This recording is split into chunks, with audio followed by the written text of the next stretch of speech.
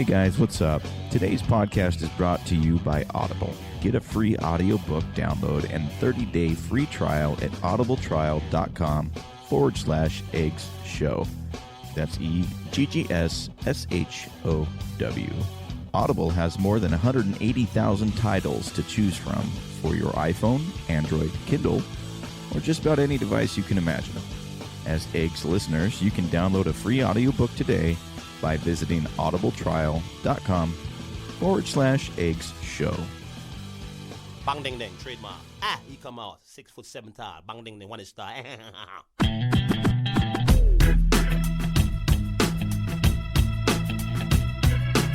dong ding dong ding dong ding dong ding dong ding dong ding. It is a perfect day. Woke up to the sound of the garbage truck again. Upstairs neighbor's toilet's leaking on my head. Cars broke down, I missed the bus that runs at 10. I had a feeling this was a day to stay in bed. I finally left my pad right under Jumbo's cloud roof. A police officer pulled out his gun and said, I said, sir, you got the wrong guy. I guess it's just the perfect day. It's just the perfect day. No, no, no, no,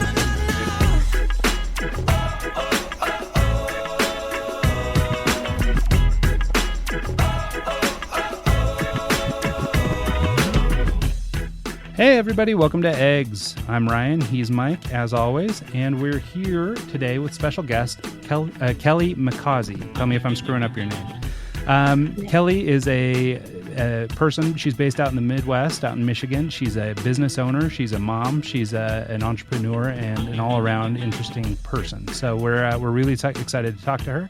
She's joining us live now from Michigan, so here she is. Everybody say hi to Kelly. Hi, how are you? I'm doing pretty good. So good. Thank you. And welcome to the show. We're awful glad to have you. If you don't mind, let's start with just a little bit of background on who you are, where you're from, all that kind of stuff, and why you're here today. Yeah, I heard you started your first website in 2002 or 3? Yes. Yeah, so I'm born and raised here in Michigan. I have lived most of my life within about 10 minutes from where I was born. I did live up in northern Michigan, like way up here, for about 13 years. The snow got to me. I don't blame you. Yeah, we live, where the show's located here in Salt Lake City, and we're known for our snow here, and I don't like to be known for snow. I would much prefer to be known for a great beach or something. Yes, I'm with you. I'm actually getting ready to snowbird. I leave on Monday to spend close to 6 weeks in Pensacola. Oh, okay. Down in Florida? Yeah. Nice. Yeah, that sounds awesome. Well, and I think I read, and maybe this is jumping too far ahead too fast, but I think I read that this is for a beachpreneur event. Yes. Is that right? I don't know if you can quickly say that without giving us all the backstory first or talk about it, but either way, we should circle around and discuss that. Well, so it's a teaser to like the beautiful end of the story because of beachpreneurs, I get to spend time on beautiful beaches with smart women leaning into, building an awesome business in life. And it's all a business expense. Sounds like my job. I've been a DJ for a long time, and I write off equipment, I write off trips, dinner. Yep. It's perfect. Yeah. So that's the beautiful end of the story. The beginning of the story, back in 2002, I was a divorced single mom, and I couldn't pay my bills. I was working full time. But it didn't pay very well. And I think in a period of 6 months, every single thing that could get shut off got shut off at one time or another. And so I went online looking to make some extra money. I just needed like $200 a month so that things would stop getting turned off. And it just opened up doors that changed my life completely. So what did you find? Where were you when you went online to look for that extra $200 a month? What did you do initially to kind of start generating that? So I had built a website for myself to try to market some desktop publishing services, mostly locally. But I never did get any clients for that. But I had a lot of people say, hey, could you make me a website like that? And in the process of working with a few different people, I came into the work at home mom community. Do you remember Yahoo groups? Yeah. Like back Yeah. in the day, there were big Yahoo groups, and there were private forums and communities of work at home moms. And so work at home moms were hiring me to create graphics for them or set up their website for them. And as I would work with them, I would learn about all of the different ways that moms were making extra money at home. And I got really curious about it. I ended up starting an internet radio show for work at home moms. That's what I launched in November of 2003. Interesting. So this was pre-podcasting days. Yes. This was Yeah. before I the had Joe that show- Rogans of our time. Yeah, right. Yeah.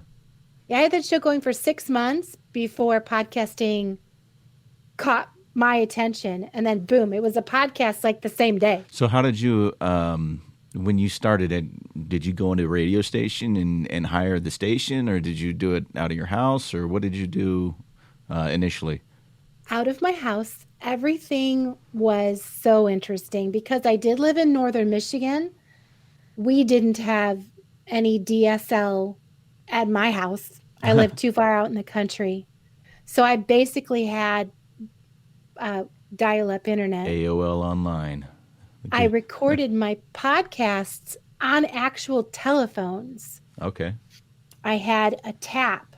I started out with a really cheap, like $30 Radio Shack the Radio phone Shack tap. kind of, yeah. It sucks.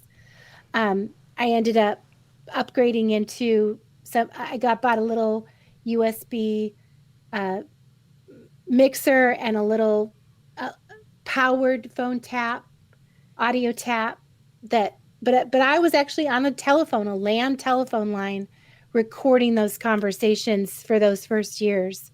And then I would edit it together myself and upload it. But the funniest thing about the uploading is my internet speed was so slow, I would literally have to start the upload before I went to bed and pray that I didn't lose the internet connection overnight. Because you'd have to start it over again if you did.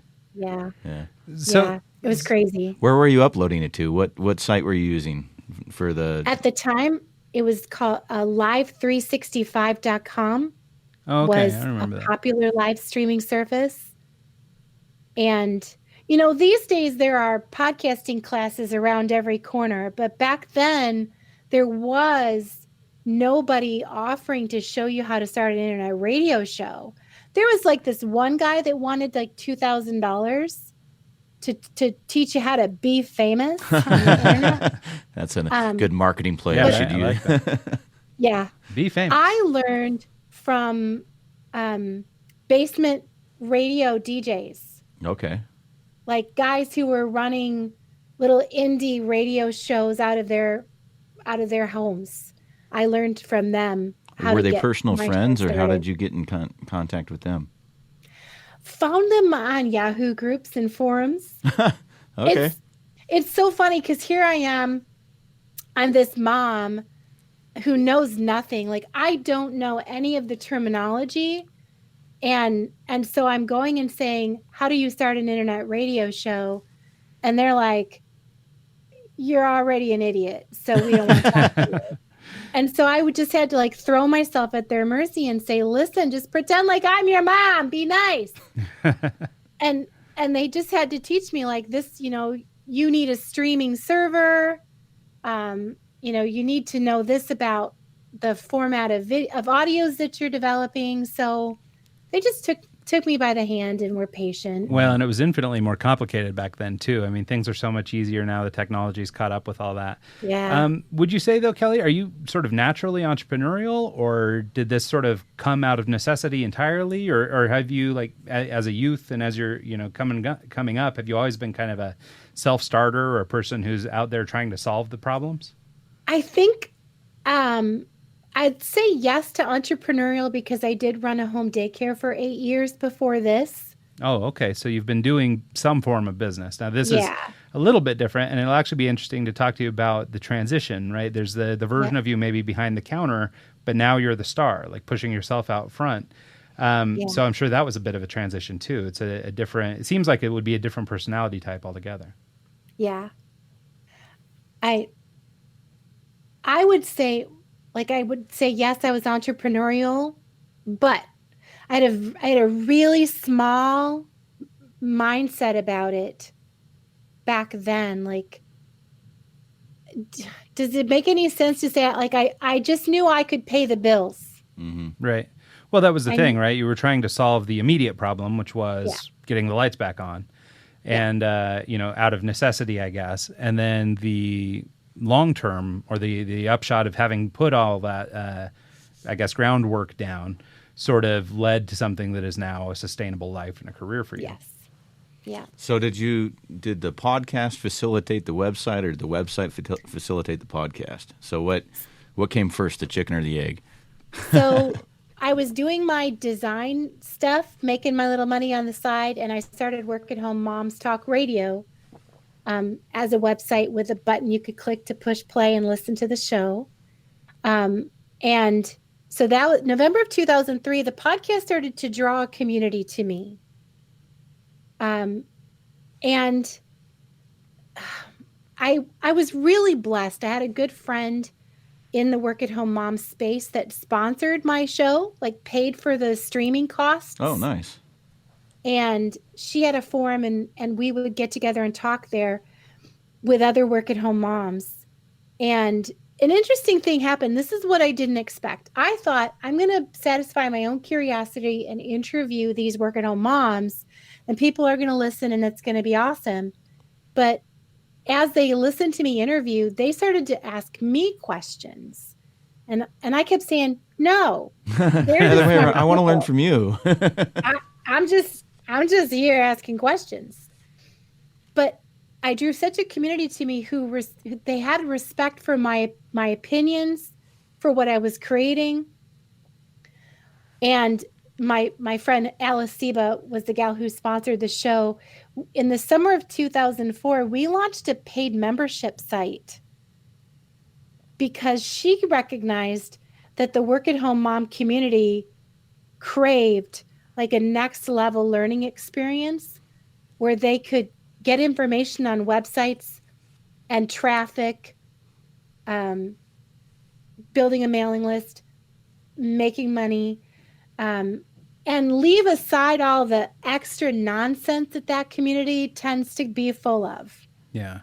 Yeah, no, business apps. Yeah. Scams. No, it's really interesting. Like out here in Utah specifically, and maybe it's bigger than Utah. I only have sort of tangential knowledge of it, but it's the work at home movement here is sort of the scrapbooker movement out here. And so it's a lot of crafty folk that, are often the stay-at-home or the work-at-home mothers, but they're spending a lot of time doing the scrapbooking, and so their community has massive power and massive influence too. And it's not unlike what you're doing with the stay-at-home or the work-at-home mothers. Yeah. And so it's really cool and interesting. Did you specifically target to find those kinds of people, or did they just happen to resonate with the I guess you were probably living a similar lifestyle, and you were so it worked for them. But like, were you actively soliciting people in that world to come be a part of your life? And I guess maybe kind of in the way you were reaching out to guests and things. Yeah. But if you can elaborate on that, that'd be awesome. So there's so much garbage in the work at home mom space that I was very selective about who I wanted to have on my show. I interviewed people who were making some kind of a business work. Sometimes I would have somebody on who was part of a direct sales business if I had respect. for the direct sales business. So I was curating. I mean, that's what a podcast is. You guys are curating conversations. Yeah, correct. I was curating, and so I was drawing a community to me who wanted that kind of information. Oh, okay. So just sort of, I mean, it was what you were going for, but it also was sort of, I guess, self-perpetuating. You were looking for information yourself, and they were looking to it from you, and it sort of became this circular thing. Yeah. So yeah, go ahead. I considered myself a curious enthusiast.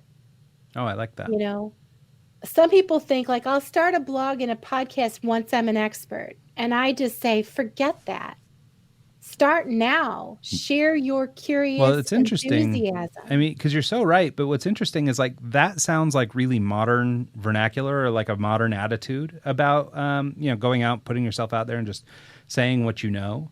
At the time you started this radio show, though, I don't know that you would have had as many people at your back, like pushing you and saying, yes, of course, go out and do this. I think a lot of people did fall victim to that sort of mentality that they are, must wait until they were great at something before they went out and started talking about it. I think showing the vulnerability feels like a much more modern attitude. Well, it's also good to show the vulnerability and show that you might not know what you're talking about than to try and play it off like you do and then have the actual people that do know what you're talking about kind of call you out on it. It's better to go in and say, hey, I'm truly just curious and learning about what you do and how I can facilitate, my business and learn from what you do and kind of implement it in what I do and kind of grow and help each other out. It's better to approach it that way, in my opinion. Well, and of course, as you go, you do become expert. Yeah. And so it's sort of, again, self-fulfilling.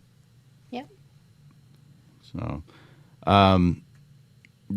you've got the show going, you've got the website going. What was the website? Was it just a subscription-based website, or were you selling a physical product, or just access to the content? No physical products. Alice and I launched Mom Masterminds. It was a monthly membership that gave you access to a private forum. We released trainings every month, and we answered questions on the private forum. So it was all virtual, all digital. Interesting. Okay. Yeah, no, that's interesting. Well, that also feels pretty cutting edge, for the time as well. Like you were starting these membership sites before they were a dime a dozen. Yes. Nowadays we have the lynda.coms and the plural sites and all these guys that are out there publishing tutorials and how-tos. But you were doing this at a time that it wasn't kind of a popular format or a well-known format. So Alice Seba, my project partner with that, was very forward-thinking. She was going to many of the big online marketing events, seeing what the big dogs were up to. And then she would come back and say, I think this would work if we can just make it valuable to the moms. Interesting. I was the first work at home mom podcast ever. We were the first work at home mom focused paid membership. And when we launched it, there were people who just laughed and said, you guys are going to fail so bad. Work at home moms are too frugal. They'll never pay for a membership site. And, a few months later, we're just like, we'd like to fail like this more often. Right. It was pretty great. So what was your initial site? Was it WordPress with like a kind of paywall built in, or how did you, a lot of the tech guys around here talk about the minimum viable product, and I'm guessing that your first site was bootstrapped to the core. Well, so we didn't have WordPress then. We were using a content management system called Zoops. Zoops. Xoops. I think I remember. Oh, wow. Yeah. Back at the time, we were looking at Joomla, Drupal. Yeah, I've heard of Joomla and Drupal. I don't remember Zoops, though. Zoops was ugly. It was an ugly beast, but it tied into the affiliate program that we wanted to use and the forum program that we wanted to use. So it was cobbled together with PHP BB for the forum. Okay, I remember that one. the Zoops for the content management system, iDev affiliate for the affiliate program, and A member for the actual membership. Wow. So did you have someone that set that up for you? Did you figure it out on your own? We had another work-at-home mom, Lynette Chandler, who was very geeky, and Hey now. we actually brought her on as a partial partner to say, we'll share profits with you if you'll help us get this set up. And she threw herself into it. We never could have done it without her. Interesting. Well, it's awesome how that works, you know, and I mean, I guess you were already working a little bit in the web development space and doing some websites and things like that for people in the first place. So at least you weren't completely foreign to all that stuff. But I mean, it is important, the importance of sort of collaboration to make that stuff happen.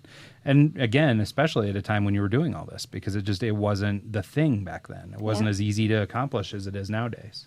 Yeah. Yeah. Well, I remember trying to set up one of those PHP kind of scripts and just fiddling around with it, and just the learning curve on getting something like that going is intense, and being able to pull it off, you know, props to you guys. So Kelly, let's talk a little bit about basically the where you are now versus, you know, kind of what this journey was like. So you know, obviously we're kind of a trendsetter or a little ahead of the curve on a couple of these platforms, and that probably aided in helping you to find some success. You also found a really strong network of people to surround yourself with by way of these work-at-home moms, stay-at-home moms, and other people interested in learning business methodologies and things like that, how to make money at home. How did you, I guess, take this nugget of an idea, evolve that into something, and how did we get to where we are today?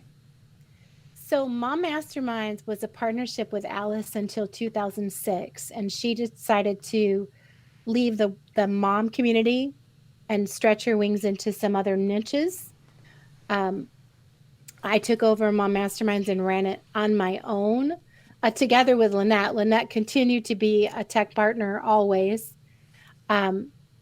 So, well, my son grew up, you know, they do that. They have a knack for that. He turned 18, he moved out of the house, and in the next year I was really starting to realize that Work at Home Moms Talk Radio and Mom Masterminds just wasn't a good brand for me anymore. I was starting to travel. I could not speak and live in the day-to-day work at home mom space. So I went through some rebranding, which ultimately led to my brand today, which is Love People and Make Money. Right. When I rebranded, it was really only about making a shift in target market, because I didn't really change my message. My message has always remained the same, that a business can be built strategically so that it doesn't overtake your life. That was really important to work at home moms. And it's really important to a lot of people who have an interest in building a lifestyle. Yeah. You know, anybody could just work 80 hours a week and make a lot of money. You nailed it. And that's me, but I don't make a lot of money. So, Mom Masterminds, running the membership site was great. It was very profitable. You know, when you have hundreds of members giving you $50 a month, you know, it just makes you smile. Yeah, sure. But a membership has natural attrition, and a membership has a natural life. So I started to sell individual information products and run other short-term coaching programs. I did eventually start to offer private coaching. I really resisted that for a long time. But when enough people ask you if you'll help them, you know, you finally say yes. One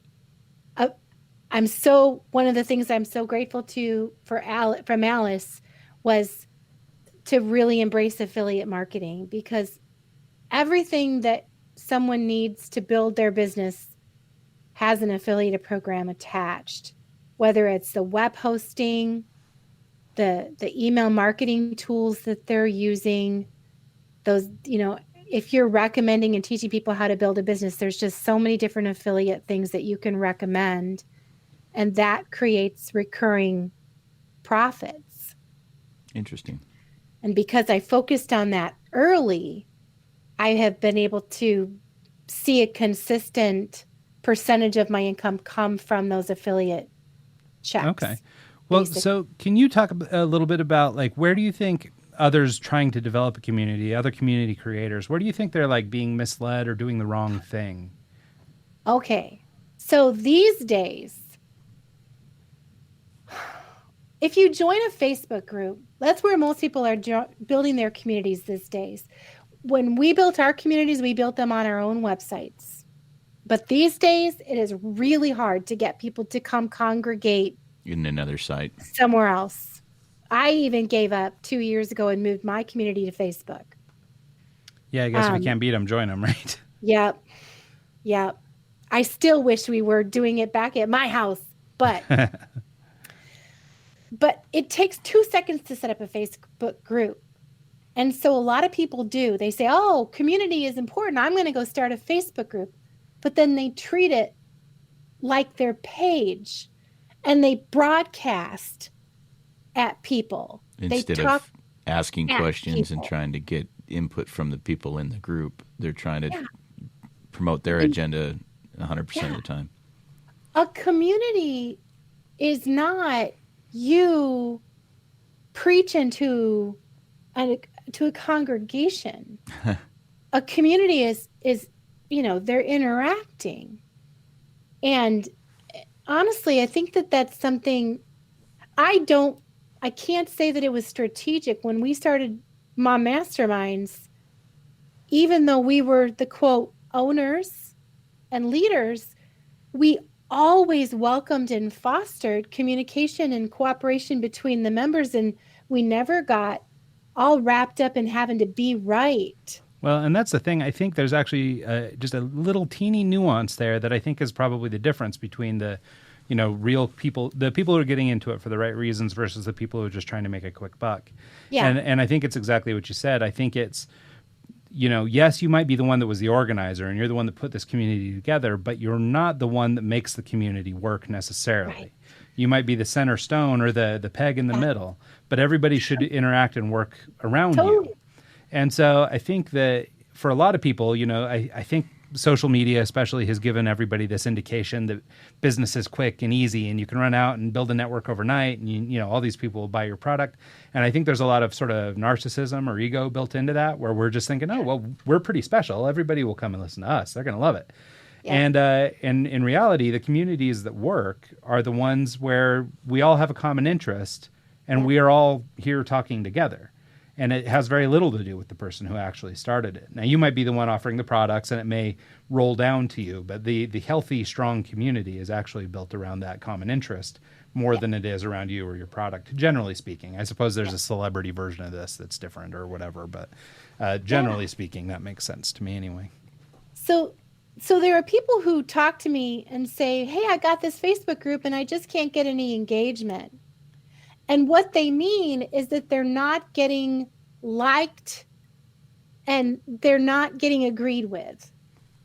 They start the group, they share stuff, and they basically just want everyone to go, "Yes, amen, woohoo, true, I like it, you're so smart." Where do I put my credit card number? Right. The thing,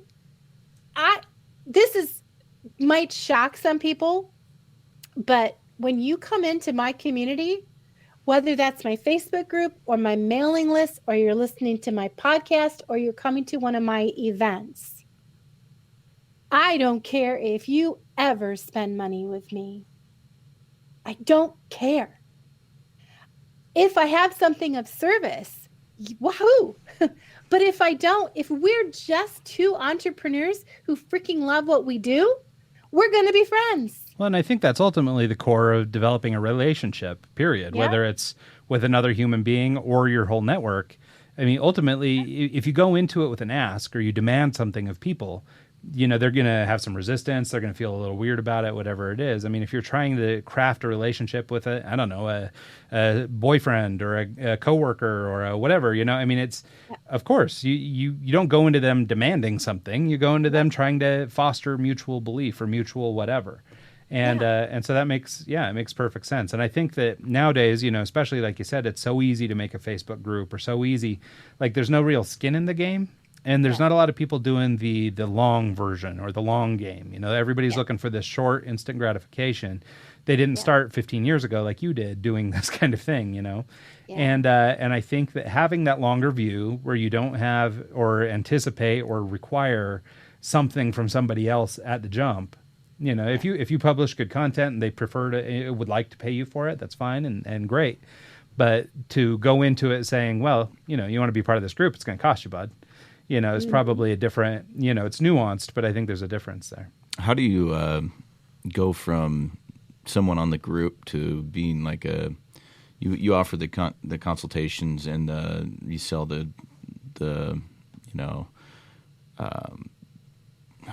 what are they, the little learning packets that you sell? How do you kind of stay off the people that are just trying to be in your ear all the time and not really paying you for the time that you're investing in them? Do you actually kind of have the conversation with them like, yeah, I can consult with you, but it costs X amount of dollars for X amount of time? Or do you just kind of be nice to everyone and hope that some of them will actually pay you for the time that you spend on them? Yeah. So I have really good boundaries about my Facebook community. I did about the membership when my entire membership was paid. Like that was really the only way you could spend time with me in a group was to be a paid member. I had boundaries of knowing so if you come into my Facebook group and you ask me a question that is only of value to you, and it would take a lot of time for me to respond, I'm just not gonna. So do you send a reply and say, "Hey, this is something that would work"? No, the community will respond. Oh, that's nice. Yeah. I'll just let the community respond. Okay. Well, and I think your point about my answer would be of service to the community, then that's just a discussion. Yeah, sure. I'll discuss something with you all day long if it's interesting. Yeah. And I think it's a service to everybody. Well, and again, that goes back to your healthy community and having everybody chipping in. And it's not just you who's the source of truth. You might be the one steering the conversation or whatever, or you might be the one, the catalyst that started the thing. But I think that's really a smart way to be. And I think your point about boundaries is huge. I think a lot of people have a really difficult time with boundaries, especially when you're hungry for new business or you really need that couple $100 to keep the lights on. We all have a tendency to really put ourselves out there or do work for free or whatever it is. And there's a balance of do work for free that I think a lot of people should be open to. But I think that this idea of, oh shoot, I'm losing my thought. Basically just that, I think it's important that we do set boundaries and stick to them, sort of hold down be disciplined about that, I guess is kind of the point I'm trying to make is to be disciplined about that. And I think that helps foster your community and everything else. Yeah. So one of the things I wanted to get to, it was on, so you sent over a little information sheet and we asked for some information prior to doing the show.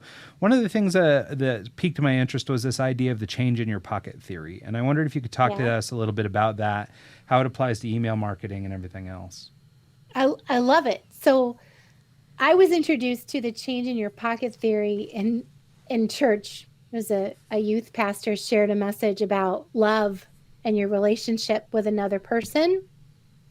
But so just imagine any relationship, whether it's your boyfriend, your best friend, or an email subscriber, anybody you have a relationship with, you're starting out that relationship with $1 worth of change in your pocket. When you do something of service to them and ask nothing in return, you're adding some change into your pocket. When you ask them to do something, you're spending a little change in your pocket.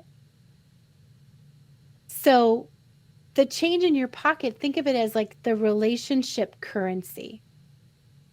If you have a new email subscriber and you've just given them a gift, they've claimed it, you have that $1 worth of change in your pocket. If the next few emails you send ask them to do something, ask and then ask and then ask and then ask, you are out of change, buddy. Yeah, you're sort of chipping away at that equity. Your pocket is empty. You have no relationship currency to spend. The next time you ask, they're probably going to be like, you don't care about me at all.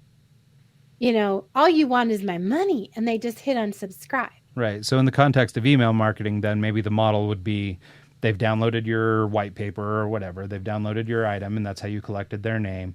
Next email is, hey, you were interested in this. Here's another article I think you'd like about that. And just leave it at that. You don't even need to get into the asking at that point. Yeah. And at some point, you've built up some equity. And like you said, you've actually fostered a relationship with this person, electronic or otherwise. And I think, like you said, you build this equity with those people. And ultimately, those become your community members, and those are the people who support you. The curious thing about the pocket, though, is it's small. So some email list owners go in the opposite direction. Instead of going broke, they are like, they're building up. They feel like, oh, I've got to give and give and give and give. Only if you don't set up the expectation from the beginning that this is a give and take relationship, you can set up a list that is so used to being passive. When you do ask them to do something, they don't. So how do you kind of combat that? What do you do? What procedures do you put in place to actually make it a give and take relationship versus take? So keep that change in your pocket picture in your mind, and imagine that when you give them something, you're earning a quarter. When you ask them to do something, you're spending a quarter. Keep $1 worth of change in your pocket. You cannot build up $10 worth of change. The pocket's too small. And you can't go just broke, imagine 'cause walking those around with percentages $10 are and change in your Yeah, pocket. right. Well, I'm just sitting here listening to this. I mean, it's a really strong metaphor for this, and I think it's a great way of thinking about that sort of relationship with your, especially with email. I think so many people, think that the whole email game is collect email addresses, bombard everybody with messages, and, some percentage will reply. But I think that having this sort of strategy, and I think what appeals to me most about it is the actually giving a crap about who you're emailing part. Yeah. Because I think so many people will go out and buy leads or, acquire email address through some less than awesome ways of doing it. And I think that, they legitimately don't care. And because they don't care, there's no incentive to be good to you or to treat you the right way or to have any thought whatsoever about that change in your pocket. And so I think that that's a really smart approach. So what are some of the things that you do in your email campaigns to get a response from the people in your list? Well, strategically, I'd like them to click something in the email, so I don't deliver the gift. In the email, I say, here's where you come get your gift, and it's a pickup page. And then that page will invite them on into my community if they're not there already. But the next time I email them, I'll say, did you download it? Did you notice this on page 3? By the way, do you have a question? I ask them to respond to me fairly early in the relationship. I really like to say, hey, reply and tell me who you are. And I always respond to those emails. So I'm asking them to do something. I'm not necessarily asking them to buy something in those first 2 or 3 emails. Not making a paid offer, but I'm just asking them to take some kind of action. Hey, here's a new podcast. Would you share it with a friend? It's creating a 2-way relationship. That's really smart. And there are people who they're not comfortable asking you a question, and some people won't let you help them until they've helped you. So that's not everybody, but it's a pretty big chunk of people. There's a great book about giving and taking. I might be able to find that. I listened to it on Audible. But I know it from my years of experience at church. I was on staff at my church for 7 years. People love to be asked. They need to be asked. Like they get so much, which is it serotonin? Yeah. One of the neurotransmitters that comes from being part of a community, being in a give and take relationship. Yeah, I think it's the thing that makes social media so strong is it releases that serotonin, and it's almost a satisfaction that you get. And I know especially, among, it seems like among the faithful, but also among business people and entrepreneurs generally, most people are pretty willing to give of themselves to help another. And so, and I think like to your point, they kind of get a rush or, a positive feeling from doing that. Yeah. If they share one of my podcasts or tell somebody about something and, and I of course I'm going to say, oh gosh, thank you for that. I appreciate that. Then a lot of times they'll come back within a week or so and say, I had a question about this, Kelly, because they feel like they've earned the privilege. Yeah. And they have. We're friends. We're becoming friends. Well, that's right. I mean, to them, you have a relationship. You guys are something, You might be reaching out to thousands of people, but they're just the one individual who's talking to you directly. So I think it's important to have that. To that end, like one more thing I wanted to get to, we're starting to wind down here, is you mentioned another thing in your little bio or in your intro information that I think I might be a victim of, but I need to know for sure. And so, and that's the bright shiny object syndrome. I wondered if you could elaborate a little bit on that idea, what you mean, and how much we should have and how much we should avoid. So if you've been involved in building a website or trying to grow a business online, you have seen shiny objects. The latest software, the latest promotional tactic, the latest, just when you feel like you get a handle on Facebook, someone says, oh my gosh, you've got to be over here on Pinterest. Oh no, you've got to be on Instagram. Oh no, did you miss Periscope? I did actually, completely. You didn't miss anything. But shiny objects are everywhere, especially in my circles where people are on different marketing coaches, mailing lists. They're being told, hey, you need to be using lead pages, or no, you need to be using ClickFunnels, or no, you actually need to be using this tool. And people just feel like they just get so overwhelmed by the shiny objects of this new thing. Okay. And yes, confirmed. I'm a victim of this, and I'm really bad about it. Lead pages, especially. I wanted to do that one. So sometimes my clients confess to me, like, I've got a bright shiny object syndrome problem, and they think that they're the only ones. And I'm like, I haven't met anybody yet who doesn't have a little of the syndrome. And the thing is that first of all, we're human. We're designed to notice new things. I mean, have you ever heard about, I think a scientist explained once, like you're walking through the jungle and you don't notice that branch moved until it bites you? That would be a problem. We need to notice the snakes. We need to notice new things. So when something new shows up, we need to notice it. My secret is, instead of being in constant resistance to it, I just accept that it is my job to consider new things, and I actually budget time for it. I say, for me, I budget about 15% of my business time is devoted to evaluating new things. Yeah. Well, and see, that's my problem too. And part of it's the designer in me. I always get like tricked by great user interfaces and things like that, where it's like, ooh, that's a newer, slicker, better way of doing it than me. Yes. And so I always get trapped by these stupid software guys. I always have a few free trials going at any given moment.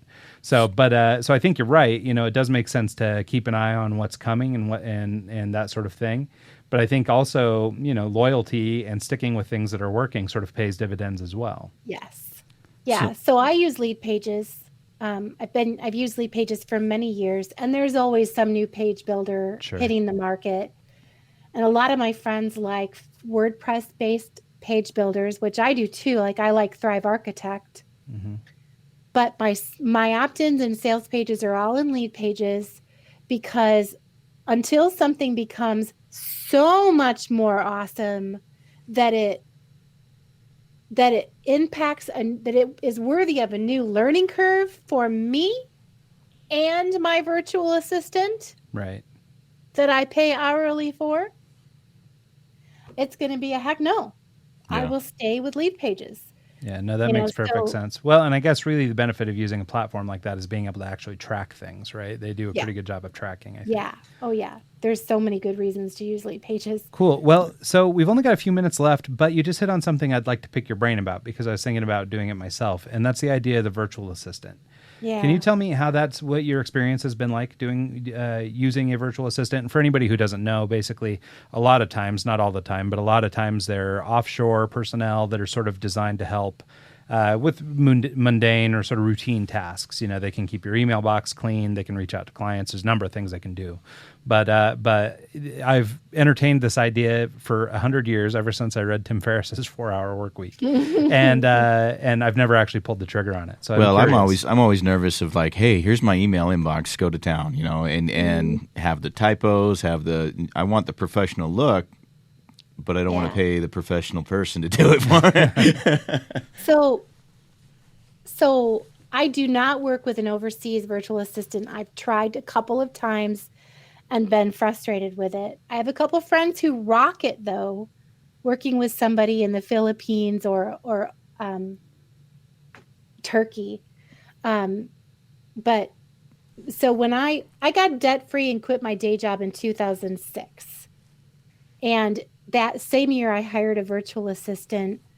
I brought her on a 10-hour monthly retainer to take over the things that could be outsourced, responding to customer service, scheduling social media, things like that. You talk about the mundane stuff, that can probably be automated. Yeah, sure. With the right tools. So where did you find your assistant? Did you go to virtualassistant.com and find one that had a cool profile? I hired my best friend. There you go. Even better. I grew my own, and she's actually now my online business manager. Cool. She's been with me all these years. But there is Tanya Sutherland at vanetworking.com. That's one of the longest standing virtual assistant organizations that I know of. And if you're looking for a virtual assistant, you can actually submit a request with her for not. I actually don't know if you actually pay a fee to do that. It says join for free. Oh, interesting. But you can.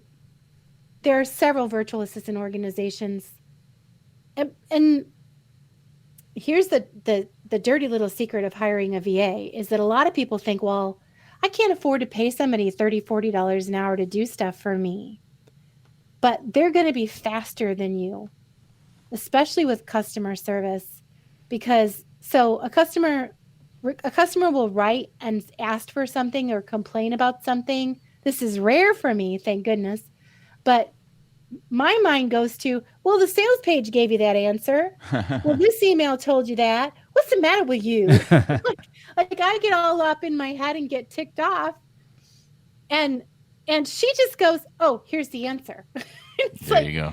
You know, she's just so fast. She's so good at customer service. Well, and I suppose after a few years working with the same person, you develop an understanding. She starts to learn your software, your workflow, all these things, and then, you know, can be really helpful. And I guess there's probably a little bit of growing pain or whatever at the beginning, but you know, it can be quickly overcome. And then, like you say, you've got a long-term relationship with this person at this point. Yeah. And so now they know your business as well as you do in some ways. Yes. So, Kelly, in closing, can you tell us a little bit about your retreats? Actually, kind of promo them so our listeners can join you if they want.